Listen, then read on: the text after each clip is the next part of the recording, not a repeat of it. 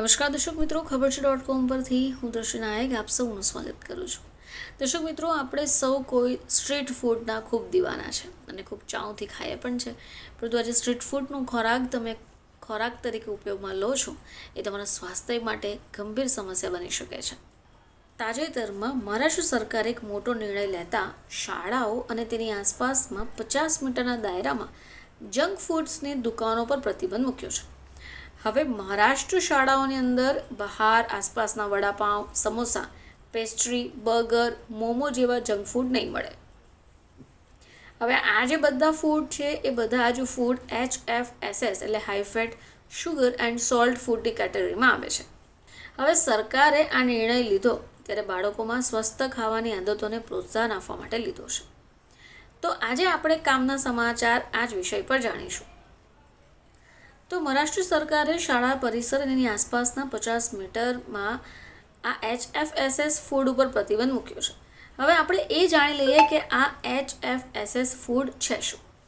તો આનો અર્થ એ છે કે high fat, sugar and salt હોય. જે કેટેગરીમાં એવા ફૂડ આવે જેમાં ફેટ, ખાંડ, મીઠાનું પ્રમાણ વધારે હોય, જેમ કે vada pav, samosa, pizza, burger, French fries, chips, cake, pastry, chocolates અને કોલ્ડ ડ્રિંક્સ. તો હવે આપણે એ જાણવું પડશે કે મહારાષ્ટ્ર સરકાર પ્રતિબંધ શા માટે લગાવ્યો. તો આ પ્રતિબંધ રાજ્યના સેફ ફૂડ સેફ મહારાષ્ટ્ર અભિયાનનો એક ભાગ છે. મહારાષ્ટ્ર સરકાર બાળકો સુધી સુરક્ષિત અને પૌષ્ટિક ભોજન પહોંચાડવાના ઉદ્દેશ્યથી આ પ્રતિબંધ લગાવે છે. તો સરકારનું કહેવું છે કે શાળાઓની આસપાસ જે જંક ફૂડ સરળતાથી ઉપલબ્ધતાથી ઘટાડીને બાળકો માટે વધારે સારું ફૂડ એન્વાયરમેન્ટ બનાવી શક્ય છે. હવે એ સિવાય બાળકો સ્કૂલ ગેટની આસપાસ સૌથી વધારે જંક ફૂડ ખરીદે છે.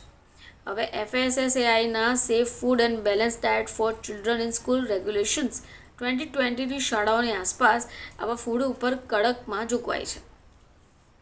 હવે જો નિયમોનું ઉલ્લંઘન થાય તો સંબંધિત વ્યક્તિ કે સંસ્થા વિરુદ્ધ food safety and standards act 2006 હેઠળ કાર્યવાહી પણ થાય.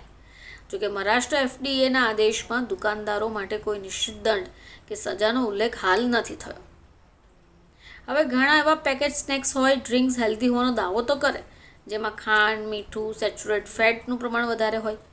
હવે આ જે ફૂડ છે એ બધા જ આઇટમ્સ HFSS કેટેગરીમાં આવે છે. હવે તેથી ફક્ત પેકેટ પર લખેલું હેલ્ધી, બેક્ડ, મલ્ટીગ્રેન, લો ફેટ અથવા હાઈ ફાઈબર જેવા દાવા પૌષ્ટિકતાથી માની નથી લેવાતા. હવે બાળકોનું જે સ્થૂળતાનું કારણ છે એ શરીરના ઘણા એવા અંગો મેટાબોલિઝમને અસર કરે છે. જો સમયસર તેના ઉપર ધ્યાન ન આપવામાં આવે તો નાની ઉંમરે ગંભીર સમસ્યા થવાનું જોખમ પણ વધી શકે છે.